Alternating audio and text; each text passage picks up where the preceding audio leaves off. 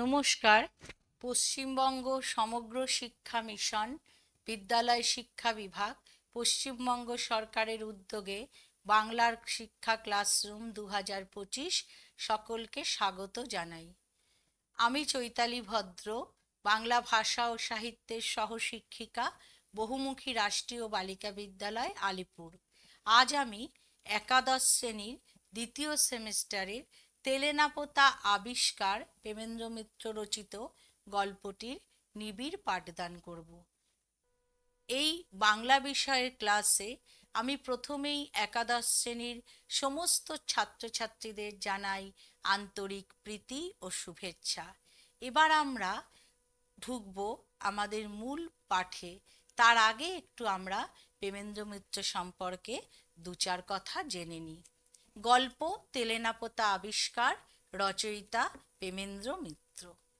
প্রেমেন্দ্র মিত্র জন্ম 1904, মৃত্যু 1988। প্রথম ছোট গল্প শুধু কেরানি প্রকাশিত হয় প্রবাসী পত্রিকায়। যদিও এটা তোমাদের তেলেনাপোতা আবিষ্কারের সাথে সম্পৃক্ত নয়, তবু কাউকে জানতে গেলে, পড়তে গেলে একটু ভালো করে জানতে হয়। এই শুধু কেরানির গল্পটি তিনি একটি পোস্টকার্ড দেখে লিখেছিলেন। একটি চিঠি পেয়েছিলেন কোনো এক নববধূর তার দূরবর্তী স্বামীকে লেখা চিঠি। সেটাই তার শুধু কেরানির গল্পের বিষয়বস্তু। তার উল্লেখযোগ্য গল্পগ্রন্থসমূহ বেনামি বন্দর, পুতুল প্রতিমা, অফুরন্ত, মহানগর, কুড়িয়ে ছড়িয়ে ইত্যাদি। কাব্যগ্রন্থসমূহ প্রথমা, সম্রাট, ফেরারি ফৌজ, সাগর থেকে ফেরা, কখনো মেয়ে ইত্যাদি। আরও অসংখ্য আছে, আমি তোমাদের জন্য উদাহরণস্বরূপ কয়েকটি তুলেছি। উপন্যাসসমূহ পাঁক, উপনয়ন, মিছিল, কুয়াশা প্রভৃতি। তার পুরস্কারের তালিকাটা দেখে নিই। অকাদেমি পুরস্কার, রবীন্দ্র পুরস্কার, পদ্মশ্রী পুরস্কার, দেশিকোত্তম, এইটা তোমরা নাও জানতে পারো, এটা বিশ্বভারতী থেকে দেওয়া হয় এই পুরস্কারটি। এছাড়াও তিনি বিদ্যাসাগর পুরস্কার পেয়েছেন, শরৎ স্মৃতি পুরস্কারও পেয়েছেন। তার বিশিষ্ট চরিত্র ঘনাদা। ঘনাদার মধ্যে একটা অজানাকে জানার, অচেনাকে চেনার আদিগন্ত বাসনা। তার চরিত্রের মূল কথাই আবিষ্কারের নেশা। সেই আভিযানিক অনুষঙ্গই বৃদ্ধিত হয়েছে আমাদের আলোচ্য গল্পে। এক্ষেত্রে আর একটা জানিয়ে রাখি, আমরা যারা 80-র দশকে বড় হয়েছি, তোমরা দাম গল্প পড়েছো ক্লাস 9-এ, নারায়ণ গঙ্গোপাধ্যায়ের লেখা। সেই নারায়ণ গঙ্গোপাধ্যায়ের বিশিষ্ট জনপ্রিয় চরিত্র টেনিদা, আর প্রেমেন্দ্র মিত্রের বিশিষ্ট জনপ্রিয় চরিত্র ঘনাদা। এই টেনিদা আর ঘনাদার ক্লাব ছিল এবং এই দুই ক্লাবের সদস্যদের মধ্যে বেশ একটা মজার টানাপোড়েন ছিল এদের নিয়ে। এবার আমাদের যেমন শরীর থাকে, গল্পেরও শরীর থাকে। সেই শরীরে আমরা প্রবেশ করি। উৎস শ্রেষ্ঠ গল্প সংকলন গ্রন্থ থেকে নেওয়া। গল্পটি প্রথম প্রকাশিত হয় যুগান্তর পত্রিকা শারদ সংখ্যায় 1942 সালে। এই গল্পের বিষয়বস্তুর যত গভীরে দেখব আমরা করুণা বিগলিত রোমান্টিক আবহে নিজেকে আবিষ্কারের গল্প। এখানে কথক তথা পাঠক আপনি শুধু নিজের হৃদস্পন্দনে একটি কথাই বারবার ধ্বনিত হতে শুনবেন, ফিরে আসব, ফিরে আসব। গল্পের যত গভীরে ঢুকব তত আমরা দেখব ফিরব বললে ফেরা যায় নাকি। ক্লাইম্যাক্স, ছোট গল্পে ক্লাইম্যাক্স থাকতেই হবে। এই গল্পের ক্লাইম্যাক্স না ফেরার সত্যকে জেনেও করুণ সঘন রোমান্টিকতা। তাই আমি একটু আগেই বললাম, ফিরবো বললে ফেরা যায় নাকি, পেরিয়ে এসেছো দেশ কাল মাটি। লেখকের বৈশিষ্ট্য, এই লেখকের বৈশিষ্ট্যর নিরিখেই আমি তোমাদের তেলেনাপোতা আবিষ্কার গল্পটি পড়াবো। এক্ষেত্রে বলে রাখি যে গল্পটি স্বল্প সময়ে, পুরো গল্পটি নিবিড় পাঠ সম্ভব হবে না। আমি প্রয়োজনীয় অংশগুলো তোমাদেরকে পাঠ করে শোনাবো। দেখে নিই আমরা বৈশিষ্ট্য। নগরের পদাবলী রচনা করেন বলে তিনি নাগরিক সাহিত্যিক হিসাবে পরিচিত। লেখক একদম নগরবাসী ছিলেন। হ্যাঁ, তাই কালীঘাট অঞ্চলে তার বাস। তার বাড়ির নাম রাস্কা। রাস্কা একটি সাঁওতাল শব্দ, রাস্কা মানে আনন্দ। তাই নগর জীবনকে তিনি খুব কাছ থেকে দেখেছেন, নগর জীবনের ক্লেদাক্ত গ্লানি সমস্ত, এবং তার গল্পের মধ্যে সেগুলো এমনভাবে বিধৃত হয়েছে, যখন ঈপ্সিতকে পাওয়া গেছে তার স্বাদ কিছুটা ক্লিশে হয়ে গেছে। মধ্যবিত্ত মানসিকতার রূপকার তিনি মধ্যবিত্ত মননের ছবি এঁকেছেন অপরিসীম দক্ষতায়। মধ্যবিত্তরা চায় অনেক, কিন্তু পায় না। সেই না পাওয়ার বেদনাকে তারা স্বপ্নের মধ্যে দিয়ে পাওয়ায় বদলে নিতে চায়। মানুষের মনের গহীন রহস্যকে অনায়াস দক্ষতায় তুলে ধরেছেন গল্পে। রবীন্দ্রনাথ বলেছেন, সবচেয়ে দুর্গম মানুষ আপন অন্তরালে, সে নিজেই জানে না সে আসলে কি চায়, তাকেই কিন্তু লেখক তুলে ধরেছেন খুব অনায়াস দক্ষতায়, স্বচ্ছন্দ গতিতে। প্রতিদিনের জীবন থেকে নেওয়া তার উপমা, তার গল্পের যে শব্দবন্ধ আমরা দেখব খুব সাধারণ শব্দ, খুবই সাধারণ, এবং উপমাগুলো খুব সাধারণ। জীবনের কষ্টকে রূপকথায় পাল্টে দেওয়ার জাদুকর, যাকে আমরা বলি ম্যাজিক রিয়েলিটি। আমরা পূজা করি পিঠালির চিরুনি, আমাদের হয় যেন সোনার চিরুনি। এই যে মধ্যবিত্তের চাওয়া, এই যে চাওয়া এবং না পাওয়া, কখনো চকিতে কিছু পাওয়া, এবং ওই না পাওয়াটাকেই তারা বদলে দিতে চায় রূপকথায়, সেই জাদুকর হচ্ছেন প্রেমেন্দ্র মিত্র।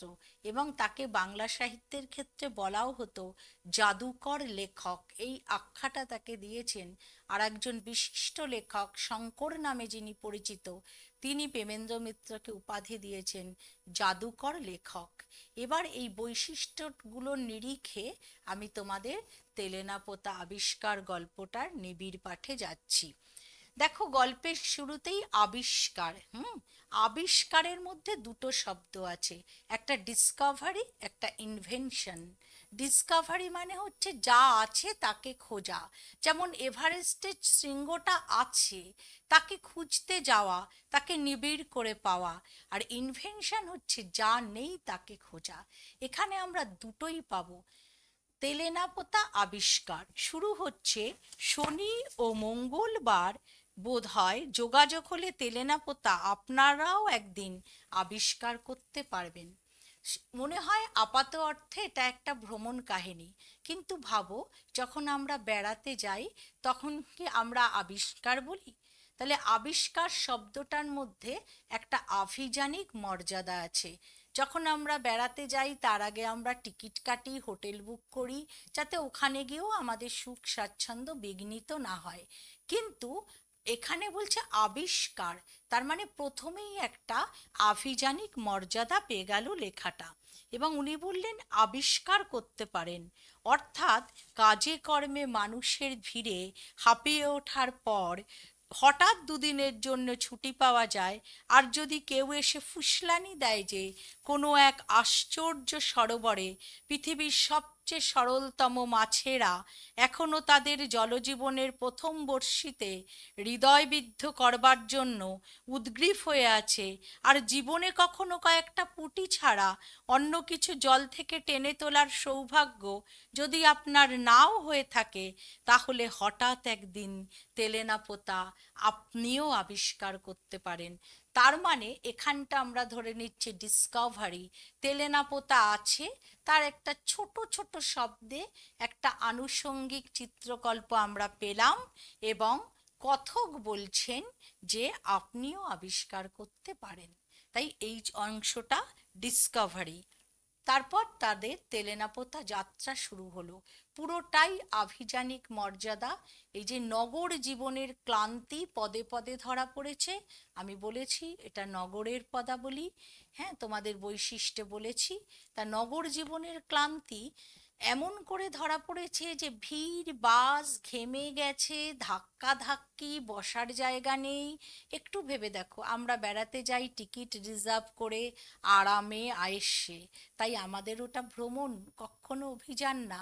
আর এরা যাচ্ছে অভিযানে, আবিষ্কারের নেশায়।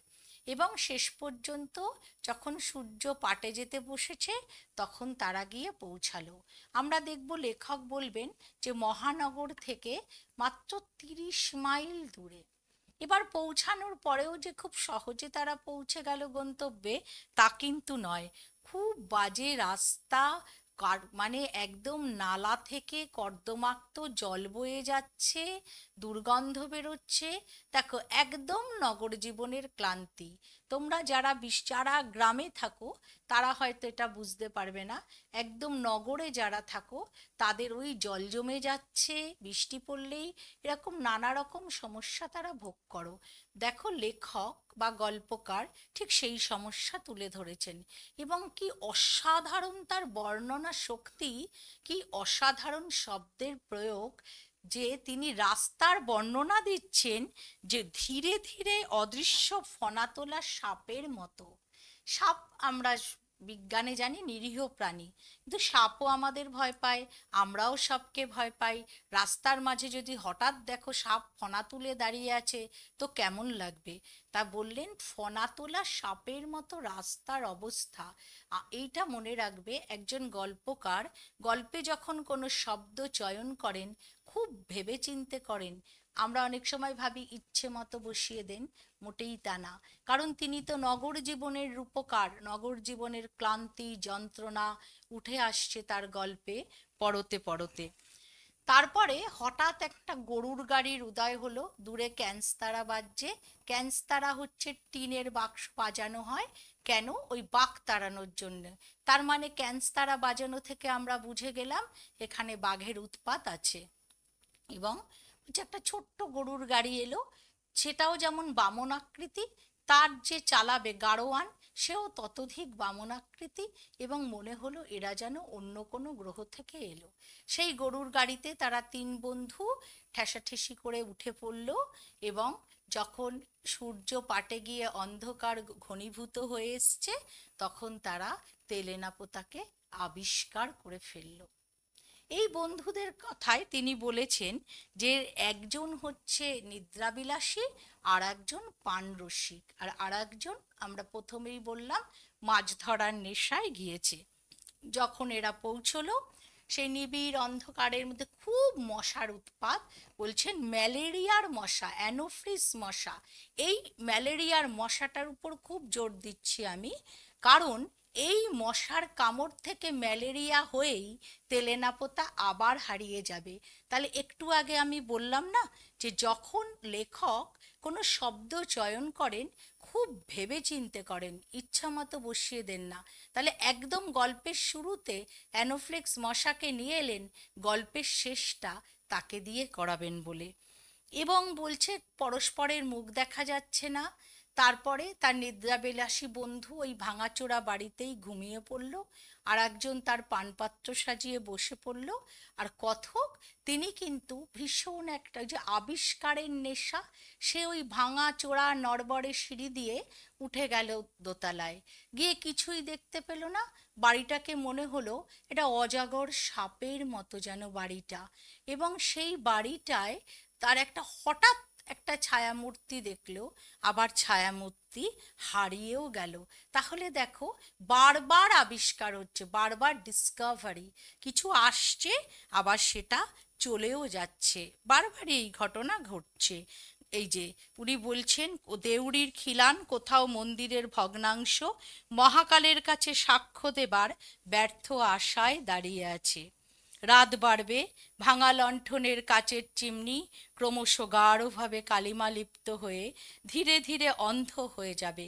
কেন? আস্তে আস্তে কালি পড়ে যাবে, আর দেখা যাবে না আলোটাকে। কোনো রহস্যময় বেতার সংকেতে খবর পেয়ে সে অঞ্চলের সমস্ত সমর্থ সাবালক মশা নবাগতদের অভিনন্দন জানাবে ও তাদের সঙ্গে শোণিত সম্বন্ধ স্থাপন করবে। ভাষার কি সুন্দর ব্যবহার দেখো।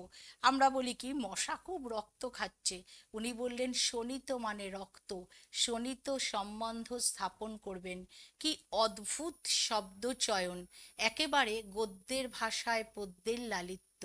রবীন্দ্রনাথ এই ভাষাকেই বলেছেন ঠিক যেন একখানি ছোট ডিঙি নৌকো নড়িতে চড়িতে কোথাও বাঁধে না, অনায়াস শাবল গতিতে গল্প এগিয়ে চলেছে। তারপরে তারা ঘুমিয়ে পড়ল। যখন জেগে উঠবেন তখন অবাক হয়ে দেখবেন সেই রাত্রির দেশও সকাল হয়, পাখির কলরবে চারিদিক ভরে যায়। ইনভেনশন! সে ভাবতেই পারেনি যে ওখানে সকাল হয়। সকাল হলো এবং পাখি ডাকলো, বেলা বাড়তে শুরু করলো।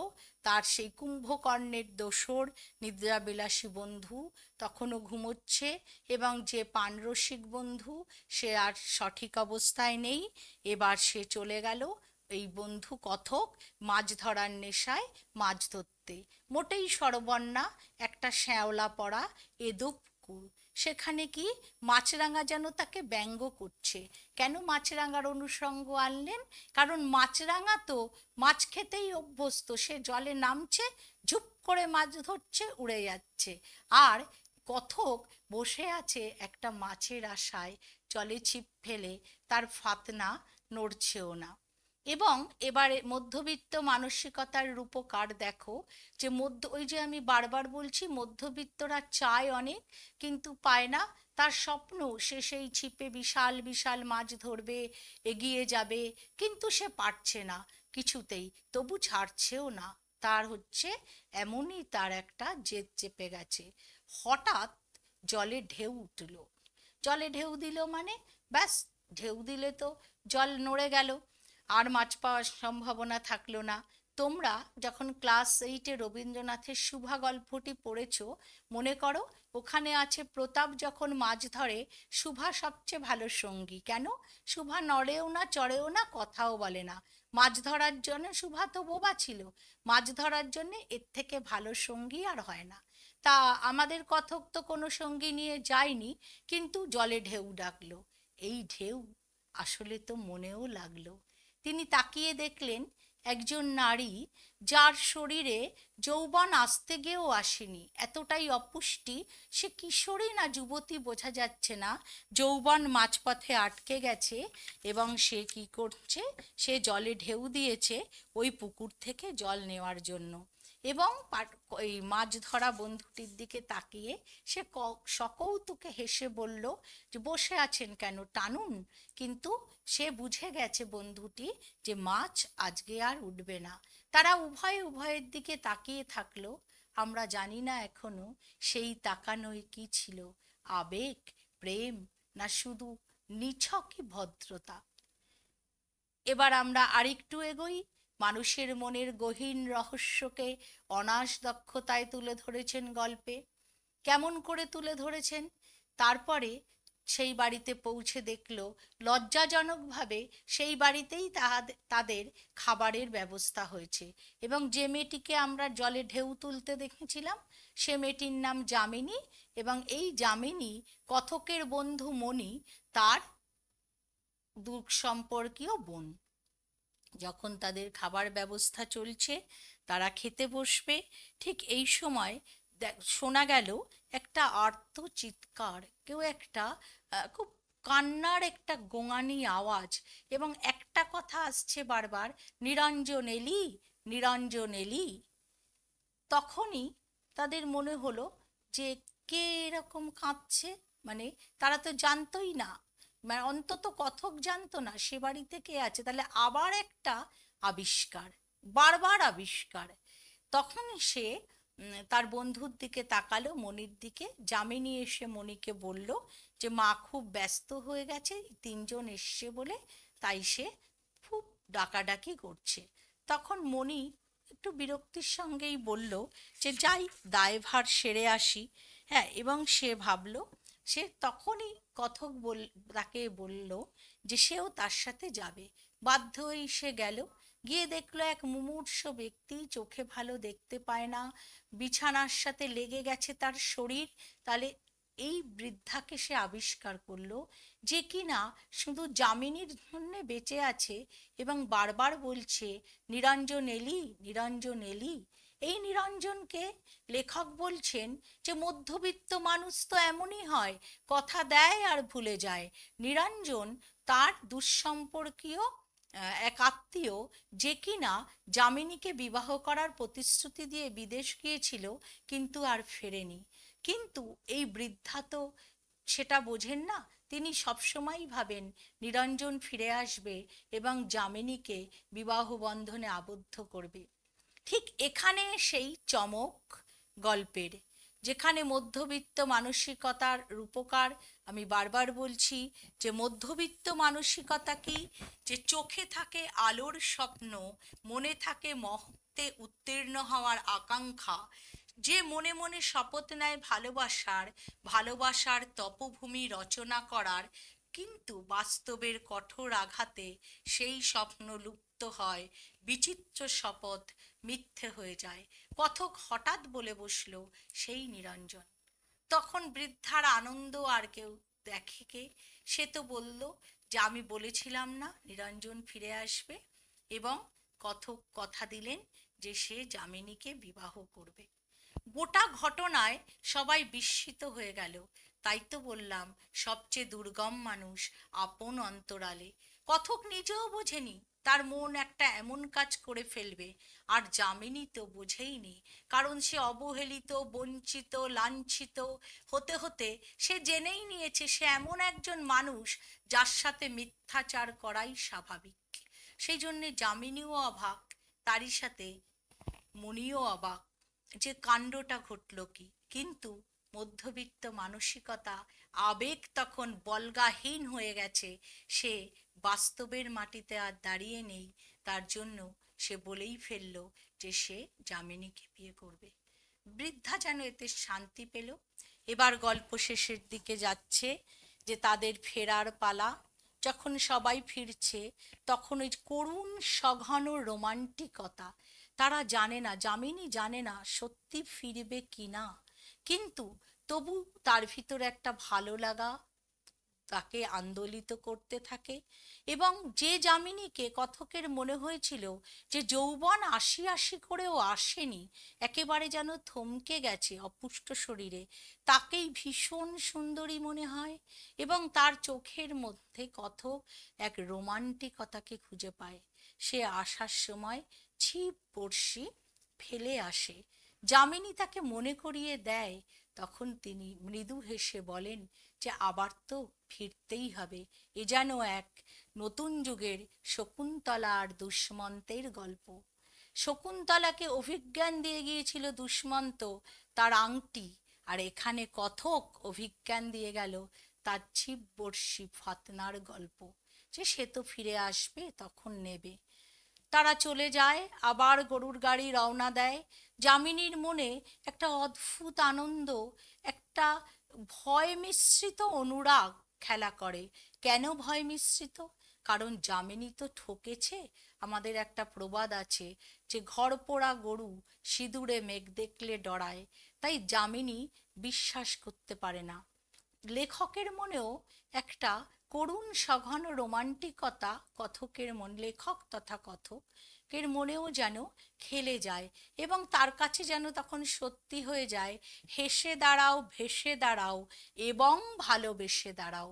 সে কিন্তু ভালোবেসেই যামিনীর পাশে দাঁড়াতে চেয়েছিল। এই পর্যন্ত কোনো মিথ্যাচার ছিল না। এবারে এই যে প্রতিদিনের জীবন থেকে তিনি উপমাগুলো নিয়েছেন, ছিপ, ফাতনা, বড়শি, কুম্ভকর্ণের দোসর, সোনার কাঠি, রূপোর কাঠি, এগুলো আমি তোমাদের একটু পরে এগুলো দেখাবো। আর জীবনের কষ্টকে রূপকথায় পাল্টে দেওয়ার জাদুকর, তিনি তো পাল্টেই দিলেন যামিনীর জীবনকে। তার প্রতিদিনের যাপিত জীবনে কোথা থেকে যেন একটু রোমান্টিসিজমের হাওয়া এসে লাগলো। তিনি তো পাল্টে দিলেন কথকের জীবনকে। যে কথক তেলেনাপোতা আবিষ্কার করতে গিয়েছিল, তিনি তো আসলে নিজেকে আবিষ্কার করলেন। তিনি তো জানতেনই না যে মানুষের পাশে দাঁড়ানোর মহতী প্রচেষ্টা তার ভিতর কোথায় লুকিয়ে রয়েছে। ফলে তিনি তো নিজেকেও আবিষ্কার করলেন। এ তো পরতে পরতে আবিষ্কারের গল্প। তারপরে তিনি কথা দিয়ে ফিরে এলেন।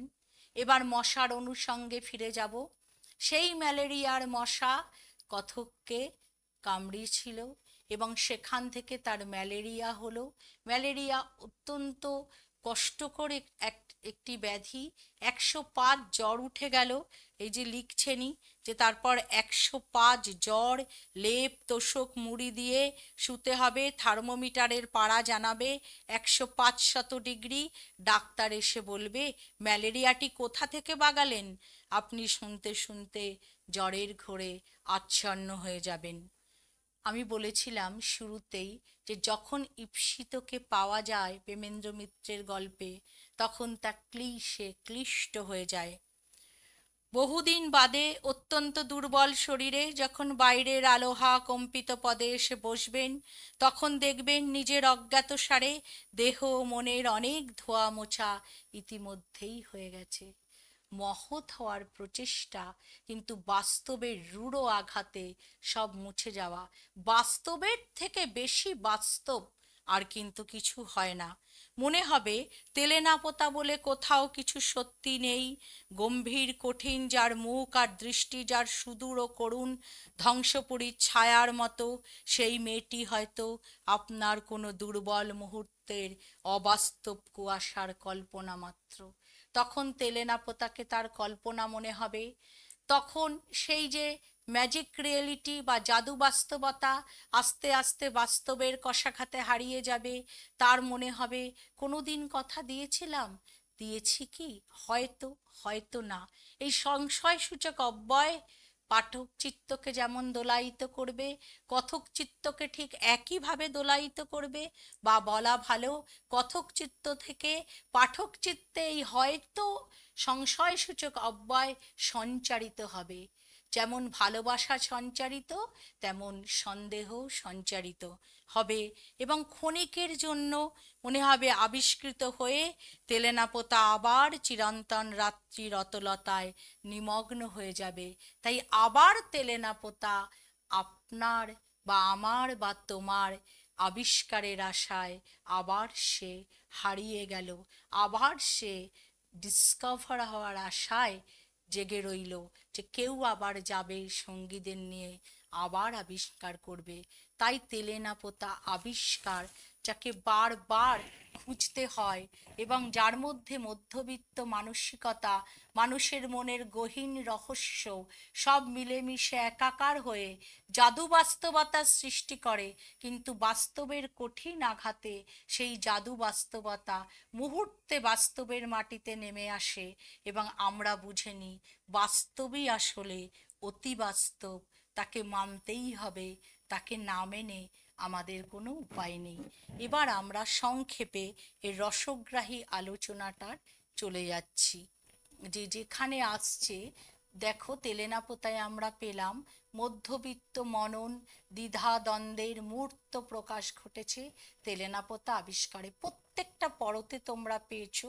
আর এরম একটা ভাঙাচোরা বাড়ি, যেখানে গিয়ে লেখক উপস্থিত হলেন, লেখক তথা কথক, এবং তিনি অনেক চেষ্টা করলেন তার মানসিকতা থেকে বেরিয়ে আসতে, কিন্তু শেষ অবধি পারলেন না। তাই তিনি ফিরলেন না আর। এটাই মধ্যবিত্ত মানসিকতা। তারা চায়, তারা আবেগে মথিত হয়, আবেগে রণিত হয়, কিন্তু সেই অনুরণন কোনো না কোনো বাস্তবের অভিঘাতে ছিঁড়েও যায়। লেখক এখানে এক নিরাসক্ত বিশ্লেষণের ভূমিকায় অবতীর্ণ হয়েছেন। বিশ্লেষক এখানে তিনি, লেখক কোনো নিজস্ব মতামত দেননি। তিনি শুধু বন্ধুদেরকে নিয়ে তেলেনাপোতা পৌঁছে দিয়েছেন, তার কাজ এইটুকু। তারপরে ঘটনা যা ঘটে গেছে সবই অনিবার্য। অনিবার্য পরিণতিতে তেলেনাপোতা আবিষ্কার হয়েছে, আবার হারিয়েও গেছে। তাই লেখক এখানে নিরাসক্ত বিশ্লেষক। এই গল্পে মনের অনেক শুভ অশুভ ভাবনার বিনষ্টির কথা ধরা পড়েছে। যেমন শুভ ভাবনা, তেমন তার সাথে অশুভ ভাবনা। আমাদের উচিত তো সব, এই জন্যেই তো আমরা মানুষ, যে শুভ বোধ দ্বারা অশুভ ভাবনাকে আমাদের বিনষ্ট করে দিতে হবে। এখানে কিন্তু সেই বিনষ্টীকরণ ঘটেছে। হ্যাঁ, সে কিন্তু কথক কিন্তু বেরিয়ে এসেছিল তার খোলস ছেড়ে। তাহলে বিনষ্টি, শুভ অশুভ ভাবনার বিনষ্টি এখানে ধরা পড়েছে। সেই সঙ্গে প্রকাশ পেয়েছে কথা দিয়ে কথা না রাখার কথা, ভালোবাসার অঙ্গীকারের অস্বীকৃতি। কথা তো দিয়েছিলেন, অনেকে কথা দিয়েছিল, এখানে নিরঞ্জন কথা দিয়েছিল, কথা রাখেনি, তাহলে ভালোবাসার অঙ্গীকারের অস্বীকৃতি সেখানে একবার। আবার কথক কথা দিয়েছিলেন বিবাহ করবেন, তিনি আর ফেরেননি, তাহলে বারবার এই গল্পে উঠে এসেছে ভালোবাসার অঙ্গীকারের অস্বীকৃতি। এবং সেখানে ভালোবাসাকেও তো বারবার আবিষ্কার করতে হচ্ছে যামিনীর, ভালোবাসা নেই, ইনভেনশন, তাকে আবিষ্কার করতে হচ্ছে। এই সব নিয়েই তেলেনাপোতা আবিষ্কারই হয়ে যাচ্ছে আমাদের কাছে বারবার। আমি আরেকবার তোমাদেরকে গল্পের শরীরের যে বিষয় যেখানে আছে এইটা, ওই স্লাইডটায় যেতে চাইছি, লেখকের বৈশিষ্ট্য আরেকবার বলে দিই। নগরের পদাবলী রচনা করেন বলে তিনি নাগরিক সাহিত্যিক হিসেবে পরিচিত, কারণ এই উত্তর লেখার সময় এই কথাগুলো তোমাদের লাগবে।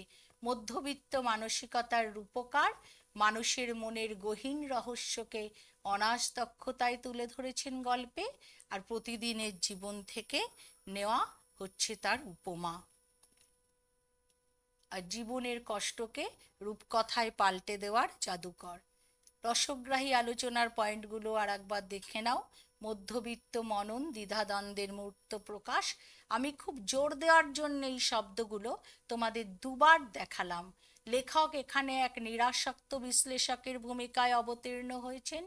এই গল্পে মনের অনেক শুভ অশুভ ভাবনার বিনষ্টির কথা ধরা পড়েছে, সেই সঙ্গে প্রকাশ পেয়েছে কথা দিয়ে কথা না রাখা কথা এবং ভালোবাসার অঙ্গীকারের অস্বীকৃতি।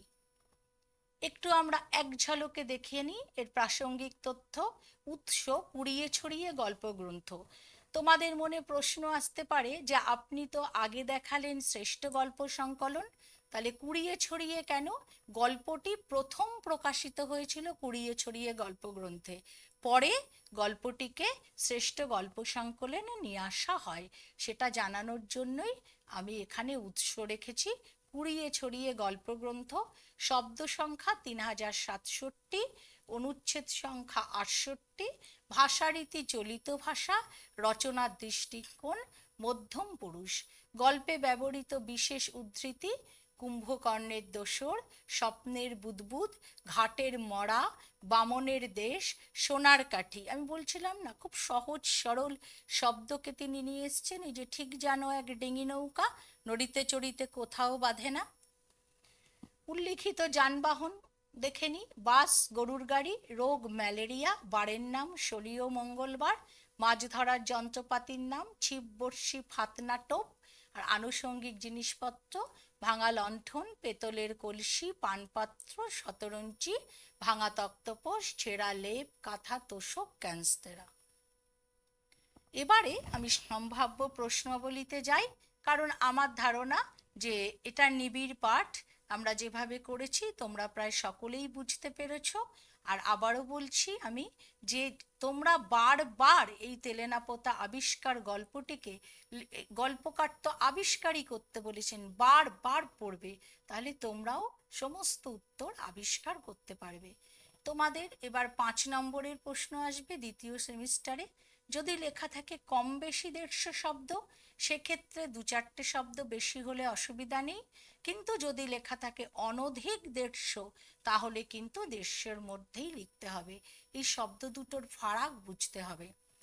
নামকরণের সার্থকতা প্রথম প্রশ্ন আছে, তাহলে তেলেনাপোতা আবিষ্কার, তাহলে নামকরণের একটি ফরম্যাট আছে যে সাহিত্যে নামকরণ খুব ভেবেচিন্তে করতে হয়। বাস্তবে যে কোনো নামকরণ ঘটতে পারে, কিন্তু সাহিত্যের ক্ষেত্রে নামকরণের ব্যর্থতা লেখকের ব্যর্থতায় পর্যবসিত হয়। নামকরণ 3 প্রকার হয়: বিষয়গত, চরিত্রগত আর ব্যঞ্জনাধর্মী বা ভাবগত। আমাদের আলোচ্য বিষয় তেলেনাপোতা আবিষ্কারের নামকরণ সার্থক হয়েছে কিনা। গল্পের শুরুতেই আবিষ্কার শব্দটি বিধৃত হয়েছে। আবিষ্কার 2 ধরনের হয়, একটি ডিসকভারি, যা আছে তাকে খোঁজা, আর একটি ইনভেনশন, যা নেই তাকে খোঁজা। এখানে আমরা 2 ধরনের আবিষ্কারই দেখেছি, যে লেখকরা তিন বন্ধু শনি বা মঙ্গলবার কলকাতা থেকে বেরিয়েছিলেন, বা মহানগর থেকে বলবে, কারণ কলকাতা শব্দটা এখানে উল্লেখ নেই। মহানগর থেকে বেরিয়েছিলেন 30 মাইল দূরে তেলেনাপোতা পৌঁছানোর জন্য, এবং অনেক পরিশ্রম করে, এটা ভ্রমণ না, সে আভিযানিক মর্যাদা দিয়ে, মাত্রা নিয়েই তারা পৌঁছালো তেলেনাপোতায় রাতে। সূর্য তখন পাটে গেছে, ভাঙাচোরা বাড়ি, বিধ্বস্ততা চারিদিকে, এবং পরদিন সকালবেলা পাখির ডাকে কথক যেন তেলেনাপোতাকে আবিষ্কার করলো। এবং তারপর একের পর এক আবিষ্কার, যামিনীকে আবিষ্কার, নিরঞ্জনকে আবিষ্কার, বৃদ্ধা মাকে আবিষ্কার, এমনকি নিজেকে আবিষ্কার। সে তো জানতই না যে সে আসলে কি। তাহলে আবিষ্কারের নেশায় তখন মত্ত আমাদের তেলেনাপোতা। তারপর নিজের মধ্যে ভালোবাসার আবিষ্কার, হেসে দাঁড়াও ভেসে দাঁড়াও এবং ভালোবেসে দাঁড়াও এর আহ্বান। তাকে লেখক উপেক্ষা করতে পারেন না। তাদের পরস্পরের প্রতি একটা সঘন রোমান্টিকতা, তাকে আবিষ্কার। একটা রোমান্টিসিজমের মৃদু হাওয়া বয়ে যাওয়া, তাকেও আবিষ্কার। এবং তারপরে ফিরে আসা, এবং ফিরে এসে ম্যালেরিয়া হওয়া, এবং ম্যালেরিয়া থেকে সুস্থ হয়ে উঠে আবার আবিষ্কার। তেলেনাপোতা হারিয়ে গেল অন্ধকারের গভীরে। তাকে মনে হতে লাগলো কেউ কি ছিল ওই নামে। হয়তো কেউ ছিল, হয়তো কেউ ছিল না। এই সংশয়সূচক অব্যয় কথককে বড় বিড়ম্বিত করল, বড়ই বেদনাদীর্ণ করল। তবু কথক ফিরতে পারলেন না, কারণ তেলেনাপোতা তখন ঝাপসা হয়ে গেছে। তেলেনাপোতা তখন আবার আবিষ্কারের নেশায় হারিয়ে গেছে। তাহলে এই গল্পের প্রথম থেকে শেষ পর্যন্ত আবিষ্কার এবং তার আভিযানিক মর্যাদাই বারবার ঘুরে ফিরে এসছে। তাই গল্পটির নামকরণ ব্যঞ্জনাধর্মী দিক থেকে সম্পূর্ণ সার্থক। আমি একটা কথা বলে রাখি, তোমরা অনেক সময় নামকরণ লিখতে গিয়ে না গল্প লিখে ফেলো। গল্প লিখবে না। ঠিক ততটুকু গল্পকেই আমরা এখানে তুলব যতটুকু আমার নামকরণের প্রয়োজনের জন্য দরকার। এবার দ্বিতীয় প্রশ্নে যাব, ছোট গল্প হিসাবে সার্থক কিনা। তাহলে প্রথমে জানতে হবে ছোট গল্পের বৈশিষ্ট্য। তাহলে আমরা বলবো যে আগে আমরা জেনে নিই ছোট গল্পের বৈশিষ্ট্যগুলো কি। ছোট গল্পের বৈশিষ্ট্য, প্রথমত গল্প স্বল্প পরিসরে হবে। দ্বিতীয়ত গল্পের গতি একমুখী হবে, কাহিনীর সাথে উপকাহিনী থাকবে না। তৃতীয়ত চরিত্রের ঘনঘটা থাকবে না। চতুর্থত গল্পকে খুব দ্রুত সমাপ্তির দিকে এগোতে হবে। পঞ্চমত গল্পের একটা ক্লাইম্যাক্স থাকতে হবে। ষষ্ঠত লেখকের জীবন দর্শন। সপ্তমত গল্পের শেষে হইয়া ও হইল না শেষের আবেদন। এবার আমরা দেখি তেলেনাপোতা আবিষ্কার এগুলো আছে কিনা। প্রথমত তেলেনাপোতা আবিষ্কার স্বল্প পরিসরে বর্ণিত একটি গল্প। দ্বিতীয়ত গল্পের গতি একমুখী, এর সাথে কোনো উপকাহিনী যুক্ত হয়নি। তৃতীয়ত আমরা দেখি এখানে চরিত্রের ঘনঘটা কম, কয়েকটি চরিত্র আছে মাত্র, কথক, মণি, আর একজন তো তার নিদ্রাবিলাসী বন্ধু যামিনী, যামিনীর মা, আর নিরঞ্জনকে আমরা নামেই চিনি, তার কোনো উপস্থিতি গল্পে নেই, তাহলে কম আছে। তারপরের পয়েন্টে গিয়ে আমরা দেখছি গল্প তো দ্রুত সমাপতনের দিকে এগোচ্ছে, কোনো অসুবিধা নেই। তারপরে আমরা দেখেছি যে এই গল্পর মধ্যে যে লেখকের জীবন দর্শনটাও এখানে প্রতিভাত হয়েছে। নিরাসক্ত বিশ্লেষকের ভূমিকায় তিনি রয়েছেন। ক্লাইম্যাক্স রয়েছে এই গল্পে চূড়ান্ত, যেখানে মধ্যবিত্ত মানসিকতার আবেগ ঘনতা থেকে কথক বলেই ফেললেন তিনি যামিনীকে বিয়ে করবেন মৃত্যুপথযাত্রী মানুষকে শান্তি দেওয়ার জন্য। এখানেই গল্পের ক্লাইম্যাক্স, নিজেকে চেনা, বা বলতে পারো নিজেকে না চিনেই প্রতিশ্রুতি দেওয়া। তারপরে গল্প এগিয়ে গেছে, আরও দ্রুত সমাপতনের দিকে গেছে, এবং শেষে গিয়ে আমরা দেখছি যে তেলেনাপোতা হারিয়ে যাচ্ছে। তেলেনাপোতাকে আর পাওয়া যাচ্ছে না। যামিনীর কাছে সে ফিরল কিনা, যামিনী কেমন থাকলো, গল্পের শেষ পরিণতি কি হলো, তেলেনাপোতা কি আবার আবিষ্কার হবে কখনো, এই এতগুলো প্রশ্ন আমাদের মনে দানা বাঁধল। তাই হইয়াও হইল না শেষ। তাই ছোট গল্পের প্রত্যেকটি বৈশিষ্ট্যকে সে কি করেছে, তেলেনাপোতা আবিষ্কারে আমরা উপস্থাপিত বা প্রতিস্থাপিত হতে দেখি। ফলে তেলেনাপোতা আবিষ্কার একটি যথার্থ সার্থক ছোট গল্প। 3 নম্বর প্রশ্ন, তেলেনাপোতা আবিষ্কার গল্প অবলম্বনে গল্পকথকের চরিত্র বৈশিষ্ট্যগুলি লেখো। আচ্ছা, প্রথমেই লিখবে যে কথক এখানে খুব গুরুত্বপূর্ণ চরিত্র তেলেনাপোতা আবিষ্কারে, কারণ তার মাধ্যমেই তো আমাদের গল্পের নিবিড় পাঠ। কিন্তু একটা কথা মনে রাখবে, অনেক সময় তোমরা চরিত্র লেখার সময় খারাপগুলো আগে লেখো। তোমাকে যদি কোনো মানুষ সম্পর্কে বলা হয়, আচ্ছা বলো তো ওই মানুষটি কেমন, তাহলে আমরা কি আগে বলি ওই মানুষটি খুব খারাপ? না, আগে আমরা বলি মানুষটি ভালো, তারপরে হয়তো তার খারাপ কিছু থাকলে বলি। কারণ সব মানুষ তো পুরো ভালো হবে না। তাহলে সব সময় বাস্তব থেকে উদাহরণ নিয়ে উত্তর লিখবে, কারণ সাহিত্য জীবন বিবিক্ত কোনো ঘটনা নয়, জীবনের মূলীভূত সত্য। তাই সেই জন্যে উত্তর লেখার সময়ও আগে আমরা ভালোটা লিখব। তাহলে গল্পকথকের চরিত্রে আমরা কি দেখেছি, যে সে খুব ভালো মানুষ, সে সহমর্মী হয়, অন্যের ব্যথা তাকে ব্যথাতুর করে, এবং তার মধ্যে একটা ভদ্র সভ্য আচরণের খোলস রয়েছে। খোলস শব্দটা কেন ব্যবহার করলাম, কারণ সে তো পুরোটা ভদ্রতা আর বজায় রাখতে পারেনি শেষ পর্যন্ত, তাই অন্তত একটা নির্মোক রয়েছে ভদ্রতার, এবং সে খুব মানুষকে ভালোবাসে, তার মধ্যে মহত্বে উত্তীর্ণ হওয়ার একটা প্রচেষ্টা আছে, তার ভিতর একটা দৃঢ়তাও কখনো কখনো আছে, কারণ সে তো কথাটা দিয়েছে, সেই সাহসিকতাটা দেখাতে পেরেছে, অন্য কেউ তো কথাটা দেয়নি। হ্যাঁ, তাহলে এইগুলো তার চরিত্রের ভালো দিক, যে সে দৃঢ়চেতা, সে ভদ্র, এবং মাছ ধরার প্রবল ইচ্ছা তার আছে, কিন্তু সে হয়তো পেরে ওঠে না, তাহলে তার মধ্যে একটা শখও রয়েছে, এবং সর্বোপরি সে হেসে ভালোবেসে মানুষের পাশে দাঁড়াতে চায়, এটা তার চরিত্রের মহৎ দিক। কিন্তু গল্পের স্বল্প পরিসরেই শেষে গিয়ে আমরা দেখি সে তার মহতী সম্ভাবনা থেকে বেরিয়ে এসেছে, বিচিত্র পথে গিয়ে তার শপথ মিথ্যে হয়ে গেছে, আর তার তেলেনাপোতাকে মনে পড়ে না, সে বাস্তবের কশাঘাতে আর ফিরতেও পারে না। তাহলে এখানে তার চরিত্রের মধ্যে একটু হলেও খলতার আভাস আমরা পাই। এই সব নিয়েই তেলেনাপোতা আবিষ্কার গল্পে কথক চরিত্রটি যেমন বাস্তব তেমনই জীবন্ত হয়ে উঠেছে। 4 নম্বর প্রশ্ন, যামিনীকে তার মা 3জনের আসার খবর পেয়ে অস্থির হয়ে উঠেছিল কেন?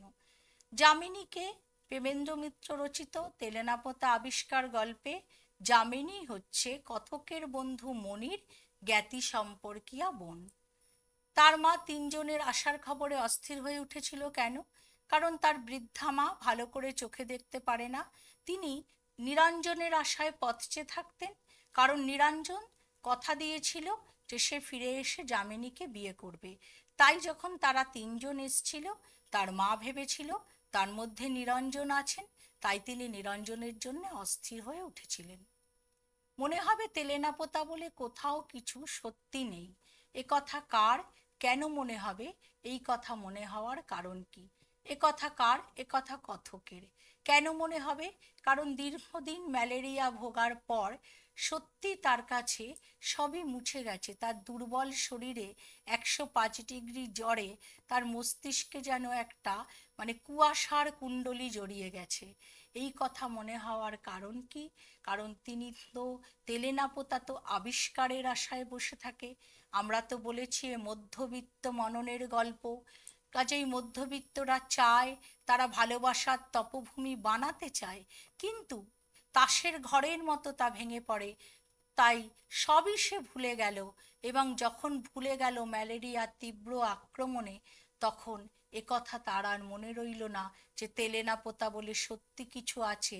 কোনো এক মাহেন্দ্র ক্ষণে মানবতার ঈপ্সিত আবেগ থেকে সে কথা দিয়েছিল আবার ফিরবে, এসব কথা কিছুই মনে রইল না, শুধু মনে রইল যে ফিরব বললেই ফেরা যায় না। তাই এই কথা মনে হওয়ার কারণ হচ্ছে তার দুরারোগ্য ম্যালেরিয়া। এবং আমি একটু তোমাদের উত্তরগুলো বলে দিলাম আমার মতো করে। তোমরা কিন্তু সব সময় নিজের ভাষায় উত্তরগুলো সুন্দর করে গুছিয়ে লিখবে।